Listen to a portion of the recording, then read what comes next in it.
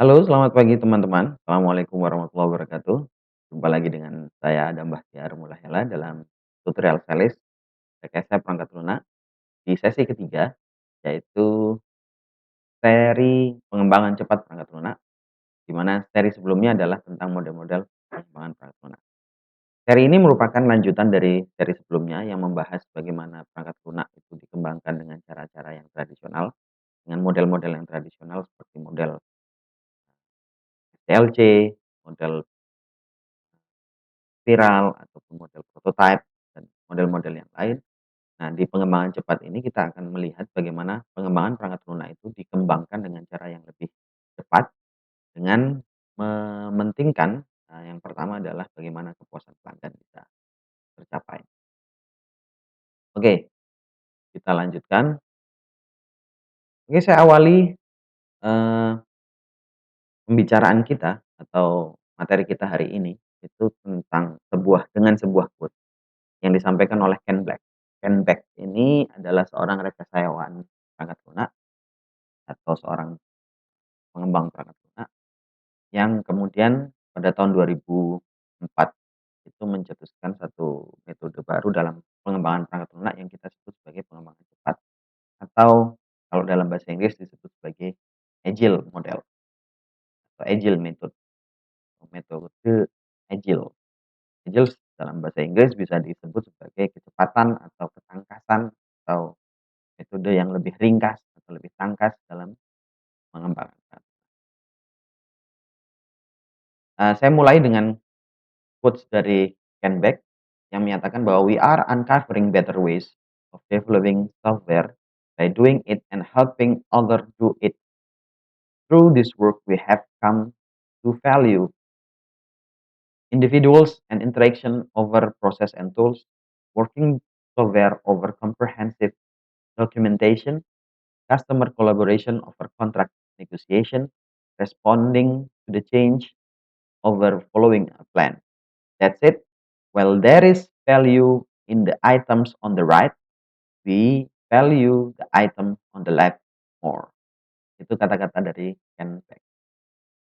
Intinya begini, dari 4 hal dalam pengembangan perangkat lunak, ada 4 hal dalam pengembangan perangkat lunak yang dalam kacamata Ken Black itu penting untuk dilakukan.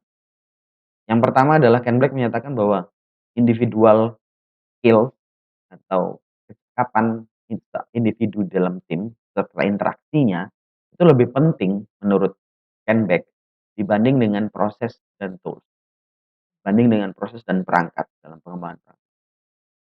Yang kedua, Ken Beck menyatakan bahwa mengerjakan software atau mengerjakan software itu, mengerjakan perangkat lunak itu lebih penting daripada mendokumentasikannya.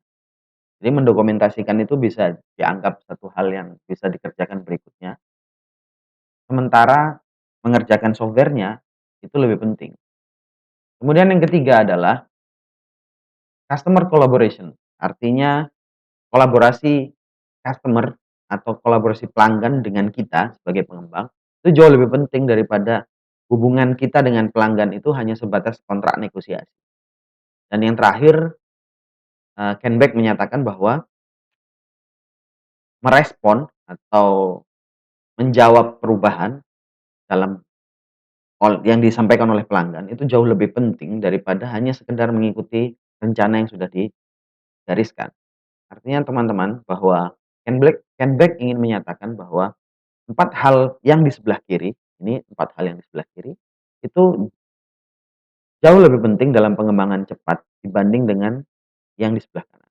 Artinya yang sebelah kanan bukan berarti yang di sebelah kanan tidak penting, ini penting juga, tetapi bagaimana 4 hal ini ditinggikan itu lebih penting daripada posisinya lebih penting daripada 4 hal yang di sebelah, kanan. Oke, itulah yang kemudian melahirkan, eee pengembangan cepat perangkat lunak atau Ken Beck adalah orang yang pertama kali mencetuskan tentang pengembangan cepat perangkat lunak. Dari sini saya yakin teman-teman memunculkan beberapa pertanyaan. Ya ini ada 6 kira-kira pertanyaan yang saya bisa simpulkan, kemudian kita akan jawab pertanyaan ini satu demi satu. Apa yang dimaksud dengan pengembangan cepat perangkat lunak? Itu pertanyaan yang pertama mungkin akan muncul. Kenapa harus beda dengan pengembangan yang sudah ada? Apa penyebabnya atau apa bedanya?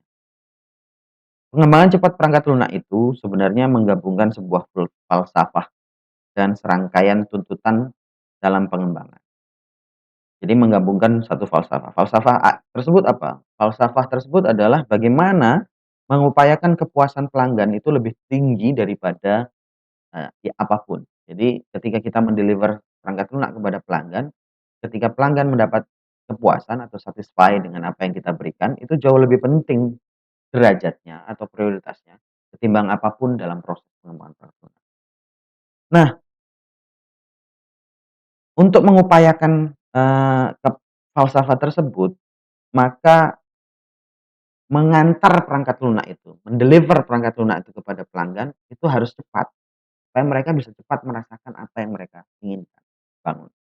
Oleh karena itu, untuk bisa cepat, itu kita harus memiliki tim tadi, individuals yang baik. Yang kedua, kita harus segera mengerjakan perangkat lunaknya. Kemudian kita, apa namanya,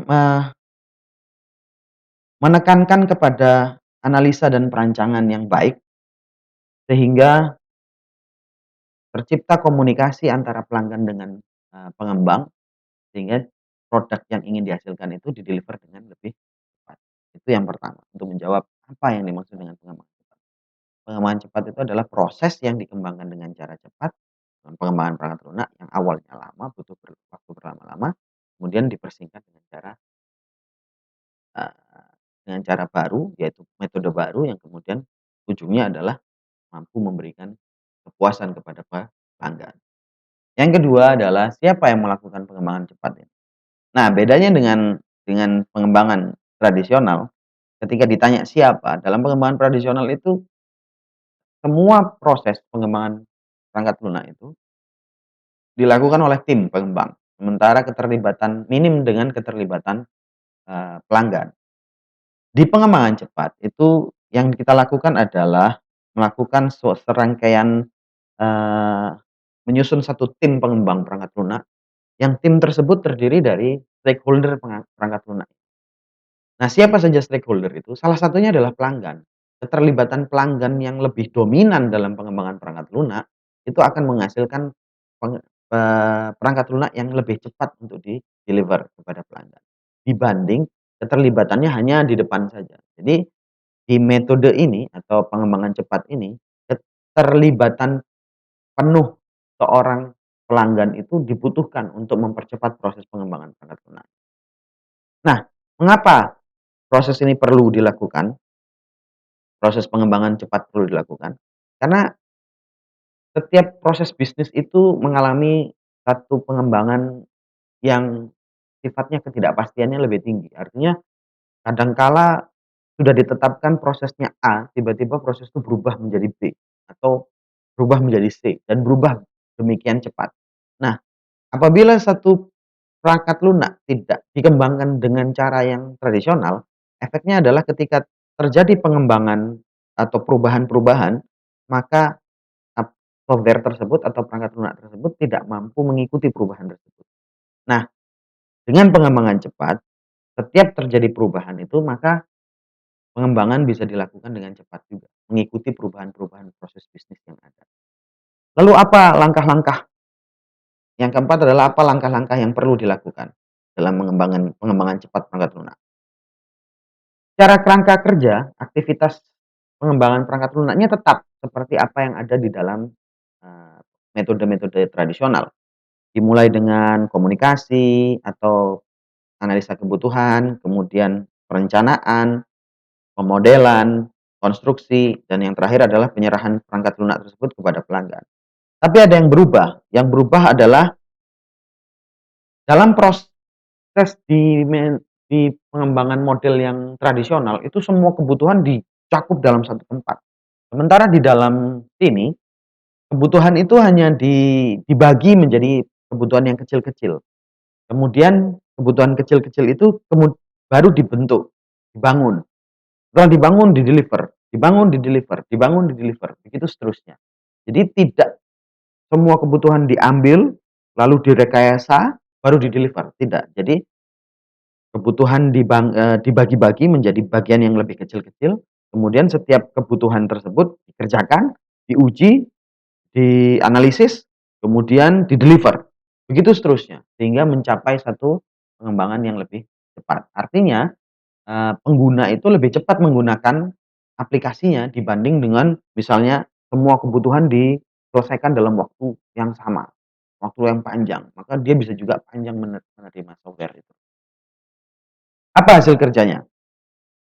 Hasil kerjanya adalah, perangkat lunak yang dibangun dalam versi-versi. Maka teman-teman sekalian bisa lihat sekarang perangkat lunak seperti, eee, Microsoft Office atau perangkat lunak yang lain seperti WhatsApp, itu dikembangkan dalam versi-versi. Itu makanya WhatsApp itu dalam kurun waktu tertentu misalnya akan meminta rekan-rekan sekalian untuk melakukan updating. Nah, updating itu adalah hasil-hasil penemuan proses bisnis baru atau perubahan-perubahan proses bisnis baru yang kemudian diterapkan di dalam software tersebut. Ataupun tidak hanya perubahan dari kebutuhan, bisa jadi ternyata ada bug yang menyebabkan software itu tidak bekerja dengan baik, kemudian diperbaiki dalam versi yang berikutnya. Nah, bug itu bisa ditemukan ketika apa? Ketika software-nya digunakan. Nah, semakin cepat software-nya digunakan, semakin cepat bug itu ditemukan. Kira-kira seperti itu, kawan-kawan. Nah, bagaimana kita yakin bahwa proses pengembangan cepat ini ketika kita deliver itu adalah hal yang benar, adalah satu tes yang bisa dilakukan oleh seorang pelanggan yang kita sebut sebagai acceptance test atau tes penerimaan. Jadi setiap versi yang di-deliver kepada pelanggan, pelanggan dilibatkan dalam proses uji coba. Jadi sebelum di-launching, itu dilibatkan dalam proses uji coba. Dalam proses uji coba tersebut memungkinkan pelanggan untuk menyatakan bahwa software atau semua fitur yang ada dalam software itu sesuai dengan kebutuhannya, sesuai dengan yang dia inginkan. Jadi dari situ kita melihat bahwa pengembangan cepat itu adalah satu hal yang sudah benar. Oke, kalau kita lihat bagaimana kecepatan itu akan apakah mempengaruhi biaya perubahan atau biaya dalam pengembangan, perangkat lunak, Anda bisa lihat ketika garis kurva yang berwarna hitam itu menunjukkan adalah, eee, biaya yang dibutuhkan dalam pengembangan software dengan cara yang konvensional atau dengan cara yang tradisional, menggunakan metode-metode tradisional itu. Semakin lama prosesnya atau semakin lama proses pengembangannya, maka ternyata kurvanya semakin tinggi, kurva biayanya. Jadi semakin panjang, semakin tinggi. Nah, sementara dengan cara yang menggunakan agile proses atau menggunakan pengembangan cepat, saudara bisa lihat bahwa cenderung lebih stabil, lebih landai, cenderung lebih landai. Jadi cost-nya itu cenderung lebih landai dibanding cost yang dihasilkan dari development menggunakan, eee, cara yang lama atau metode-metode yang lama. Jadi metode yang baru ini terbukti mampu untuk menekan biaya-biaya perubahan yang terjadi dalam proyek pengembangan perangkat lunak. Itu yang penting di dalam, sebuah proyek pengembangan perangkat lunak itu paling penting adalah hal yang paling penting yang paling dilihat oleh seorang pelanggan itu adalah biaya. Jadi kalau semakin tinggi biayanya itu orang akan malas membiayai. Jadi ini software-nya nggak selesai-selesai tapi biayanya semakin membengkak. Apa ujungnya? Proyeknya gagal atau pengembangannya gagal. Sementara agile itu dengan tadi keterlibatan pelanggan yang intens, itu akan bisa menekan, cost atau biaya perubahan yang terjadi dalam pengembangan perangkat. Oke, kita masuk tentang proses cepatnya, lebih ke dalam lagi, tentang agile process. Agile process itu didorong oleh deskripsi pelanggan tentang apa yang dibutuhkan. Jadi proses pengembangannya itu dilakukan dengan berdasarkan kepada deskripsi pelanggan atau skenario atau yang bisa kita sebut sebagai user stories atau cerita-cerita dari pengguna atau pelanggan. Dengan mengedepankan beberapa asumsi. Pertama, pelanggan itu kadangkala sulit membedakan antara kebutuhan-kebutuhan yang tetap dan kebutuhan-kebutuhan yang bisa berubah. Atau kita sebagai pengembang juga sulit membedakan mana nih sebenarnya kebutuhan yang tetap dan mana kebutuhan yang bisa berubah. Fitur mana yang tetap dan fitur mana yang bisa berubah-ubah. Itu kesulitan. Maka dengan cara, melibatkan pelanggan, itu kita bisa tahu mana yang berubah, mana yang, tetap. Yang kedua adalah sulitnya memprediksi mana yang lebih penting. Mana yang lebih penting, apakah lebih penting perencanaan, rancangan, atau konstruksinya? Mana yang lebih penting antara kebutuhannya? Di setiap kebutuhan itu mana yang lebih penting? Itu juga kita sulit. Kita pengembang itu sulit untuk memprediksi mana yang lebih penting, mana yang prioritasnya lebih penting. Maka dengan dukungan pelanggan itu kita lebih mengetahui. Lalu kadangkala, proses analisis, proses perancangan, dan proses konstruksi yang tidak terprediksi itu, eee, menyebabkan software itu di-deliver lebih lama. Jadi kalau ada keterlibatan pelanggan di situ, proses analisis itu lebih bisa terprediksi, perancangan bisa terprediksi, dan konstruksinya juga terprediksi karena kita melibatkan mereka dalam semua semua fase. Fase analisis kita libatkan, fase perancangan kita libatkan, dan fase konstruksi juga kita libatkan. Lalu harus harus beradaptasi dengan ketidakpastian perubahan. Jadi proses agile itu membutuhkan, adaptasi dari setiap tim agar mampu beradaptasi terhadap perubahan-perubahan yang terjadi di dalam proses pengembangan perangkat lunaknya.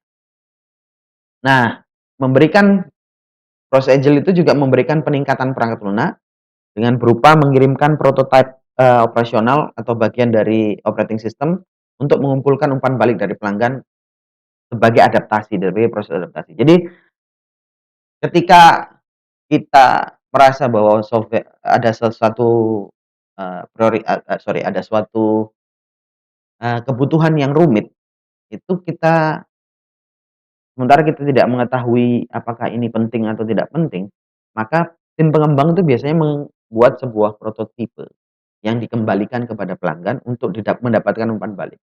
Kadang-kala pelanggan itu sendiri juga sulit untuk memberitahu kepada kita apa kebutuhan. Nah, dengan memberikan prototipe ini tadi, kita akan lebih cepat mendapatkan umpan balik dari pelanggan. Nah, prinsip-prinsip yang ada di dalam agile proses yang pertama adalah prioritas utama atau tertinggi adalah memuaskan pelanggan melalui penyelesaian perangkat lunak yang lebih cepat dan berkelanjutan. Yang kedua adalah menyambut atau menerima setiap perubahan kebutuhan dengan memanfaatkan perubahan tersebut untuk mencapai keunggulan yang kompetitif dari software. Artinya gini, kalau perubahan itu dynamic terjadi, dinamis terjadinya, maka bisa jadi itu kita akan mencapai satu produk perangkat lunak yang sangat kompetitif atau yang sangat sesuai dengan kebutuhan, pelanggan kita. Kemudian menyerahkan perangkat lunak secara berkelanjutan. Tadi kita sebut sebagai versi, itu kita berikan secara berkelanjutan dalam waktu yang relatif pendek, misalnya per pekan atau per bulan, sehingga pelanggan itu tahu progresnya sampai di mana dan apakah kebutuhan kan kita juga tahu apakah kebutuhan yang software yang kita deliver itu sesuai dengan kebutuhan pelanggan. Kemudian yang keempat adalah keterlibatan aktif seluruh tim dalam proses pengembangan, itu dibutuhkan. Yang kelima adalah menyediakan lingkungan kerja yang kondusif. Jadi kenapa Google kantornya bisa demikian unik gitu. Jadi teman-teman bisa lihat di kantor Google kalau searching di Google misalnya atau di YouTube, teman-teman cari bagaimana situasi atau lingkungan kerjanya Google itu seperti apa. Jadi menarik sekali lingkungan kerjanya. Itu saya yakin kalau teman-teman bergabung misalnya bekerja di sana, itu lingkungannya kondusif sekali. Jadi nggak ada jam kerja, lingkungannya itu tidak ada tekanan, eee, dengan filosofis bahwa tempat kerjamu adalah tempat bermainmu, itu adalah satu hal yang Google ciptakan untuk membuat lingkungan kerja yang kondusif, sehingga produktivitas dari setiap individu di dalam, tim itu menjadi meningkat. Yang berikutnya adalah koordinasi antar individu di dalam tim harus sesering mungkin dilakukan. Jadi Kalau satu tim dengan tim yang lain tuh nggak pernah saling berkoordinasi, efeknya adalah, hilang. Jadi kebutuhan itu bisa hilang atau tim itu atau software itu nggak cepat bisa di-deliver, produktivitasnya bisa menurun. Kemudian tersedia tolak ukur yang jelas terhadap perangkat lunak yang dibuat. Jadi biasanya itu dalam proses atau prinsip agile, proses pengembangan cepat perangkat lunak, itu disusun terlebih dahulu, unit-unit testing sebelum tahap penggodaan itu dilaksanakan. Tujuannya supaya apa? Supaya kita bisa melihat bahwa, eee, software itu akan dikembangkan berdasarkan untuk memenuhi uji tersebut, untuk memenuhi lolos uji tersebut. Jadi dia nggak dibuat sembarangan jadinya. Jadi itulah yang yang disebut sebagai tersedianya tolak ukur. Yang berikutnya adalah konsistensi dalam kecepatan pengembangan perlu dipertahankan. Nah, ini kadang kala kita di tim pengembang itu konsisten, namun stakeholder kita atau pelanggan kita itu menurun konsistensinya. Nah, itu yang perlu dipertahankan.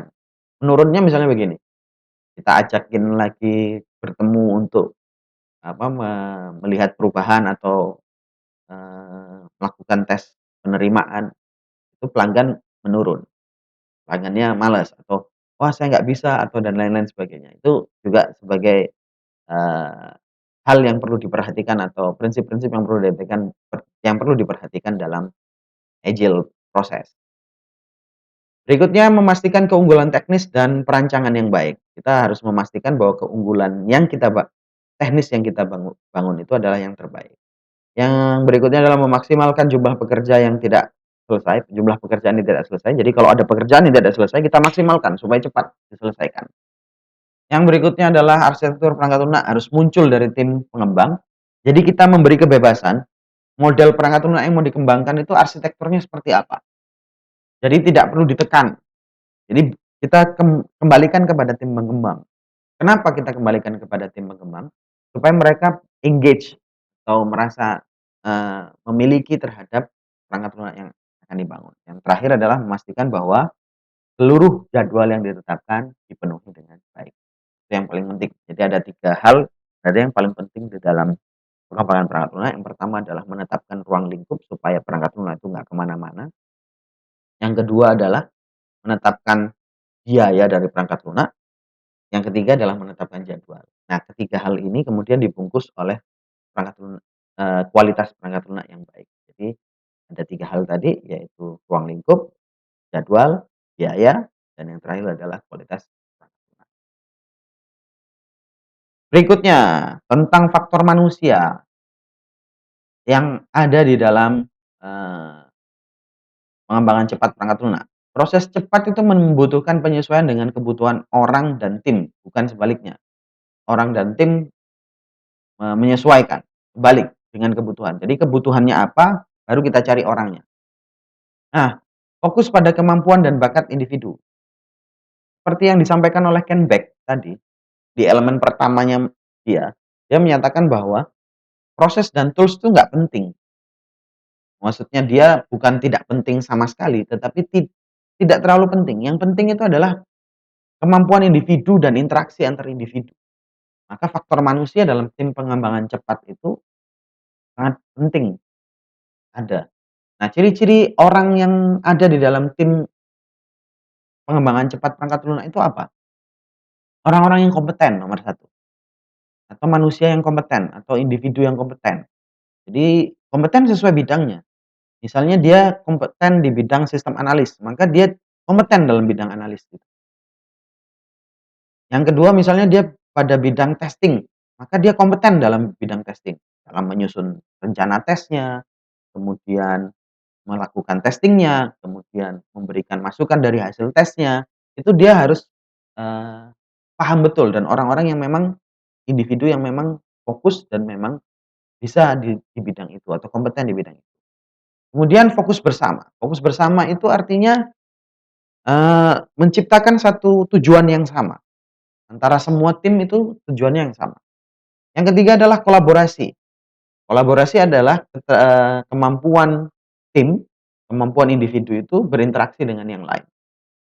Yang keempat adalah decision making ability, kemampuan mengambil keputusan dengan cepat, itu juga dipentingkan. Jadi kadang kala ada tim yang ketika mengambil keputusan tuh ke sana kemari, takut mengambil keputusan. Nah, di dalam proses pengembangan cepat ini, kemampuan mengambil keputusan itu cepat itu boleh diserahkan kepada tim. Lalu mampu memecahkan masalah yang kabur, jelas ini sudah jelas sekali bahwa kemampuannya adalah mampu menyelesaikan atau memecahkan masalah-masalah yang nggak jelas, misalnya ada kebutuhan yang nggak jelas gitu, bagaimana cara memecahkannya itu kemudian, eee, faktor manusia juga penting di sana. Yang terakhir adalah mutual respect, saling menghormati antar individu. Yang terakhir adalah self organize, orang yang mampu mengorganisasi dirinya, baik waktu, baik jam kerja, dan lain sebagainya. Sehingga barang atau software atau tugas yang diberikan seorang manajer tim kepada anggota tersebut mampu mendelivernya dalam waktu yang ditentukan. Nah, model agile, salah satu model yang tadi, yang sudah kita sampaikan di depan tadi. Model agile adalah model yang muncul karena ketidakpuasan akan metode desain yang ada pada, tahun 80-an dan 90-an. Nah, metode agile itu fokus pada kode daripada kepada desain, berbasis pendekatan yang iteratif sifatnya, dan menyelesaikan perangkat lunak dengan cepat dan berevolusi dengan cepat untuk memenuhi kebutuhan. Tujuannya adalah menghilangkan biaya ekstra supaya nggak terjadi overhead tadi. Maka tadi di ini kalau pengembangan yang tradisional biayanya tinggi, sementara kalau pengembangan menggunakan agile system itu atau metode agile itu biayanya jauh lebih rendah. Yang terakhir adalah merespon cepat perubahan tanpa kerja ulang atau yang terlalu banyak. Jadi penting di dalam individu tadi, kembali lagi ke individu tadi, bahwa mereka adalah orang-orang yang mau menerima perubahan kebutuhan. Jadi kalau tim kita itu ogah-ogahan menerima perubahan, maka nggak bisa. Bukan termasuk orang yang ada di dalam agile team atau orang yang ada di dalam pengembangan cepat. Maka kalau developer zaman sekarang itu bekerja dengan cepat. Maka ada satu developer misalnya saya misalnya seorang programmer, dia bisa menjadi programmer pada 4 sampai 5, 3 atau 4 sampai kadang kala sampai 5 project yang berbeda sama sekali. Karena apa? Karena respon cepat tadi, mereka bisa cepat. Nah, ada kelemahan dalam sistem agile atau pengembangan cepat ini. Yang pertama adalah tadi, sulitnya menjaga minat pengguna, konsistensi, pengguna untuk terlibat dalam proses pengembangan itu kadang kala naik dan turun. Itu yang perlu kita, siasati. Kemudian anggota tim mungkin tidak sesuai dengan karakteristik model agile tadi. Ada tim yang nggak bisa merespon cepat, maka harus kita ganti dengan tim yang baru. Kemudian memberi prioritas pada perubahan akan sulit jika ada banyak pemangku kepentingan. Jadi misalnya gini, ketika kita punya satu perubahan atau kebutuhan yang berubah, itu kalau pemangku kepentingannya banyak atau orang-orang pelanggannya banyak tadi itu, yang memberi masukan banyak, itu pasti beda-beda masukannya. Nah, mana yang prioritas akan kita lakukan, itu kadang-kala sulit kita untuk menentukannya di metode ini. Yang terakhir adalah menjaga kesederhanaan sistem, itu memerlukan kerja ekstra. Jadi di Agile itu software itu dikembangkan dengan kesederhanaan. Makanya ada satu tagline nanti yang disebut sebagai keep it simple atau KIP.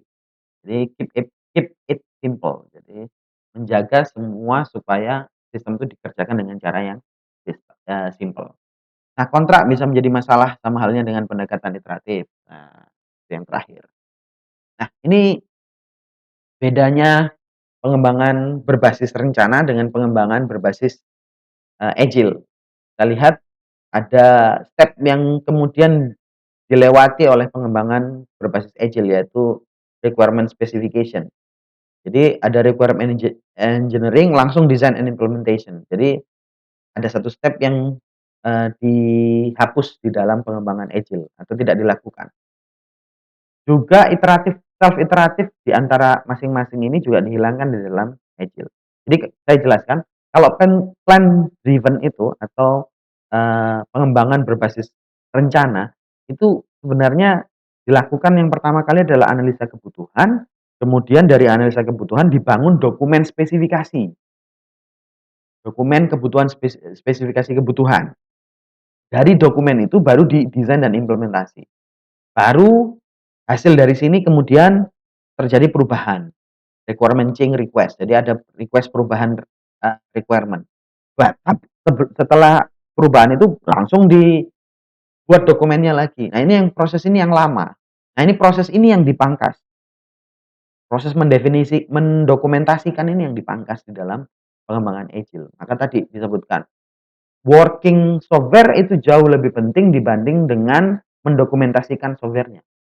Jadi mendokumentasi kebutuhan itu tidak terlalu penting dibanding dengan design dan implementation-nya. Maka agile itu requirement engineering-nya, rekayasa kebutuhan, hasil rekayasanya kemudian langsung diimplementasi, desain diimplementasi. Kalau ada yang tidak sesuai maka terjadi perubahan. Jadi perubahan. Begitu seterusnya. Perubahan itu di requirement engineering lagi, di analisa kebutuhan. Nanti teman-teman akan dapat tugas sebenarnya nanti, sebagai pengganti UTS misalnya nanti saya akan minta teman-teman untuk membuat dokumen kebutuhan dari pengembangan perangkat lunak. Itu yang nanti kita bisa lihat, teman-teman bisa lihat bagaimana perbedaannya antara, plan driven dan pengembangan agile. Nah, metode pertama yang muncul di dalam pengembangan cepat perangkat lunak itu kita sebut sebagai extreme programming. Ini cukup menarik. Jadi proses agile yang paling banyak digunakan itu dan pertama kali dipopulerkan oleh Ken Beck di tahun 2004 itu disebut sebagai extreme programming. Menggunakan pendekatan yang berorientasi objek. Nah, extreme programming itu atau XP, kita singkat XP itu punya beberapa tahapan. Yang pertama namanya planning, yang kedua namanya design, yang ketiga namanya coding, yang terakhir namanya test. Nah, apa saja di masing-masing posisi ini, di masing-masing fase ini yang harus dilakukan? Yang pertama di planning. Di planning adalah dengan cara dimulai dengan mendengarkan dan mengarahkan user stories. User stories ini adalah kebutuhan. Apa saja yang dijelaskan bisa jadi output, bisa jadi fitur, bisa jadi fungsional yang diperlukan di dalam perangkat lunak. Kemudian tim, itu dengan tim ini tadi berarti juga ada pelanggan, itu menetapkan prioritas-prioritas dari setiap user stories. Jadi yang dibangun itu kebutuhan itu dibangun dalam user stories atau kalau di dalam metode yang lain kita sebut sebagai product backlog. Nah, product backlog atau user stories ini itu dibagi kecil-kecil.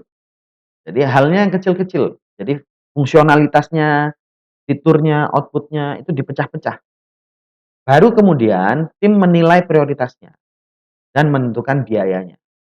Nah, dalam menentukan prioritas tadi, dibutuhkan kerjasama untuk mengelompokkan user stories, itu dibutuhkan kerjasama antara tim pengembang dan tim pelanggan. Tim pelanggan dan atau stakeholder dengan tim itu sama-sama bekerja. Di tahap yang planning ini kita bekerjanya sama-sama. Kemudian setelah selesai ditetapkan dan dikelompokkan, user stories itu kemudian disepakati bersama dan ditentukan timeline-nya. Jadi membuat jadwalnya. Ini kapan, ini kapan, ini kapan. Ini di-deliver kapan, ini di-deliver kapan, ini dikerjakan kapan, di-deliver kapan, seperti itu. Kemudian versi pertama rilis, baru pengguna itu bisa menambah, mengubah, dan menghilangkan. Jadi dari user stories ini kalau user stories-nya sudah dirilis dalam versi yang pertama, ketika mau diubah itu baru bisa ketika versi pertamanya sudah dirilis. Itu yang dilakukan dalam planning extreme programming. Yang kedua, tahap berikutnya adalah tahap desain. Jadi tahap yang kedua adalah desain. Di dalam tahap desain itu ada dua hal yang perlu diperhatikan, yaitu CRC atau yang disebut sebagai Class Responsibility Collaborator, itu konsep yang digunakan. Dan yang kedua adalah ketika masalah yang rumit muncul itu dibuat prototipe dulu, dirancang prototipenya untuk di-deliver kepada customer supaya mereka tahu apa solusi dari permasalahan yang rumit atau kebutuhan yang rumit itu. Nah, Pertama tadi seperti yang saya sampaikan bahwa prinsip yang ditekankan dalam extreme programming adalah dalam tahap desainnya adalah keep it simple atau KIP. Jadi bagaimanapun caranya rancangan itu atau desain itu dibangun sesederhana mungkin. Kemudian menggunakan konsep class responsibility collaborator atau jadi membuat kartu-kartu kolaborasi yang nanti diberikan kepada pelanggan untuk diisi, sehingga desainnya bisa dibangun sesuai dengan kebutuhan pelanggan. Yang ketiga adalah tadi yang saya sampaikan, jika ditemukan masalah yang rumit, itu kita menggunakan pack solution dengan membangun prototipe. Yang terakhir adalah mendorong digunakannya metode refaktorisasi untuk mengoptimalkan perancangan. Jadi refaktorisasi itu adalah konsep di mana kebutuhan atau standar operasional prosedur yang sudah ada itu kemudian dikembalikan lagi untuk bisa dinilai sehingga dibangun desain yang optimal, lebih optimal. Jadi seperti itu. Berikutnya adalah tahap coding. Nah, ini dalam tahap coding itu yang dilakukan adalah pertama membuat unit test. Jadi coding dan testing itu pekerjaannya bersifat paralel. Jadi sebelum kode dilakukan itu dibangun dulu unit testnya. Tujuannya apa? Supaya ketika dilakukan pengkodean itu fokus kepada untuk lolos dari unit test yang dibangun. Jadi dia nggak akan kemana-mana.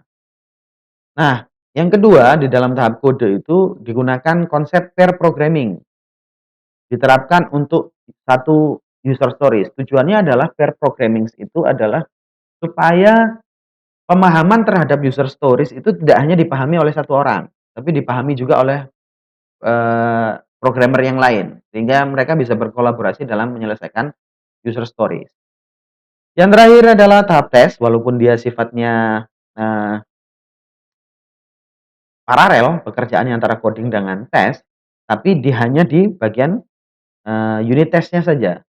Tapi ada lagi acceptance test yang digunakan untuk menentukan sesuai tidaknya setiap fungsionalitas yang sudah dihasilkan dari kode tadi, dari tahap kode tadi atau software yang sudah dihasilkan itu sesuai nggak sama fungsionalitas yang ditetapkan oleh pelanggan. Maka muncullah yang disebut sebagai acceptance test. Nah, setelah acceptance test ini selesai dilaksanakan, barulah software itu atau perangkat lunak itu dirilis dalam versi yang pertama. Nah, di sini muncullah project velocity atau yang disebut sebagai software increment. Jadi nanti softwarenya berubah lagi. Kalau di sini baru akan muncul, oh ini ada perubahan. Ketika perubahan, di-planning lagi, desain lagi, di-coding lagi, dites lagi. Kemudian lagi muncul, apa namanya, user stories berikutnya begitu juga. Di-planning, di-design, di-coding, di-testing juga. Itu satu mekanisme yang terus-menerus dilakukan. Nah, extreme programming itu juga masih diperdebatkan. Yang diperdebatkannya adalah, ada yang disebut sebagai requirement velocity atau requirement volatility atau requirement yang terus tumbuh tumbuh tumbuh tumbuh tumbuh. Requirement yang tumbuh ini perlu ditahan perkembangannya. Jadi dalam extreme programming karena dia ramah terhadap merespon dengan baik terhadap setiap perubahan, maka software itu ruang lingkupnya semakin besar, dari kecil semakin besar semakin besar semakin besar. Maka bagaimana menyikapinya, salah satu caranya adalah tadi, menetapkan, eee, ruang lingkup di masing-masing, kebutuhan. Jadi kebutuhan software ini ruang lingkupnya A, maka versi 1, versi 2, versi 3, versi 4, dan seterusnya. Kemudian muncul konflik antar pengguna. Kebutuhan pelanggan yang berbeda itu perlu diasimilasi, digabungkan. Visi berbeda itu, di luar otoritas atau visi-visi yang banyak di dalam pelanggan itu harus dijadikan satu. Kemudian kebutuhan informal. Nah, kebutuhan informal itu kadang-kala dibutuhkan atau berpegang pada hasil tes penerimaan. Apakah kebutuhannya itu terpenuhi atau tidak terpenuhi. Kalau tidak terpenuhi maka muncul kebutuhan informal yang kemudian dirancang lagi. Yang terakhir adalah desain formal yang minim, XP itu tidak menekankan kebutuhan akan desain arsitektur. Jadi desain arsitekturnya itu dilepas saja, tidak dibangun dalam desain arsitektur. Maka memang extreme programming itu kalau dibuat dalam sebuah, skala perangkat lunaknya, itu skalanya adalah skala software dengan skala kecil dan skala menengah. Jadi tidak dalam software skala besar. Software skala besar itu misalnya software-software yang disebut sebagai enterprise resource planning yang dimulai dari hulu ke hilir bisnis itu semua dilingkupi dalam satu software yang sama. Itu cukup besar, itu software-software yang besar. Misalnya software yang cukup besar itu software-software di manufacturing, perusahaan-perusahaan manufacturing itu perusahaan-perusahaan yang menggunakan konsep dengan software yang sangat besar. Sementara extreme programming itu membangun software itu kecil-kecil, kecil-kecil yang nanti akan ketika dia digabungkan, maka skalanya juga jadi akan besar. Itu berbeda atau debate yang terjadi di dalam extreme programming. Kemudian model-model cepat lainnya, ada beberapa model cepat lain. Yang pertama adalah pengembangan perangkat lunak adaptif, yang kedua adalah pengembangan oleh banyak orang atau yang disebut sebagai Scrum, yang Anda bisa lihat atau bisa cari nanti di buku ini misalnya, ini salah satu buku yang membahas soal Scrum, disebut sebagai manajemen modern, teman-teman bisa baca di buku ini. Ini adalah buku yang dibuat oleh Joshua Bertogi. Joshua Bertogi itu adalah seorang Scrum Master, disebut sebagai Scrum Master, mungkin Scrum Master di Indonesia satu-satunya mungkin ya, Scrum Master. Nah, di buku ini menjelaskan bagaimana proses cepat dalam pengembangan perangkat lunak yang digunakan oleh beberapa orang, khususnya dalam konsep Scrum, yang nanti diterapkan lagi dengan pengembangannya dalam, konsep yang disebut sebagai Kanban. Oke, berikutnya adalah metode pengembangan sistem dinamis. Metode kristal, pengembangan berbasis fitur, pengembangan perangkat lunak ringkas, pemodelan cepat, agile tadi, dan proses cepat terpadu atau yang disebut sebagai agile unified process. Nah, untuk itu saya ingin teman-teman, mengerjakan tugas yang pertama di mata kuliah ini, yaitu teman-teman diminta untuk memilih salah satu dari model agile di bawah ini. Lalu kemudian jelaskan definisi, tahapan, dan kelemahannya. Nah, ini formatnya bisa seperti ini. Ditulis dalam format berikut ini, cover, definisi model, tahapan model, eee, kelemahannya, kemudian referensi untuk mendapatkan. Jadi teman-teman bisa melihat, misalnya tadi dengan buku ini, teman-teman bisa mengambil, memilih metode Scrum, lalu membahasnya, definisinya apa, kemudian sejarahnya bagaimana, kemudian tahapannya seperti apa, kelemahannya apa, dan referensinya bisa diambil dari. Nah, tugas ini teman-teman harus kumpulkan pada tanggal 31 Oktober 2020, maksimum jam, 12. Jadi maksimumnya jam 12 tanggal 31. Jadi nanti teman-teman bisa mengerjakannya. Oke teman-teman, eee, itu yang bisa saya sampaikan dalam video kali ini. Nanti kita berjumpa lagi di video berikutnya, kita akan bicara tentang pemodelan perangkat lunak lebih dalam lagi. Saya harap teman-teman bisa mengerjakan tugas ini dengan cepat. Nanti saya akan meminta teman-teman juga untuk membahas, saya memilih secara acak membahas salah satu, eee, tugas dari teman-teman sekalian, itu entah itu teman-teman, bicara soal Scrum, nanti teman-teman bisa ceritakan, bicara soal metode kristal, teman-teman bisa menceritakan. Jadi saya minta nanti teman-teman salah satu atau salah 2 itu nanti untuk ikut terlibat dalam video saya. Oke teman-teman, demikian yang bisa saya sampaikan. Jumpa lagi di video berikutnya. Assalamualaikum warahmatullahi wabarakatuh.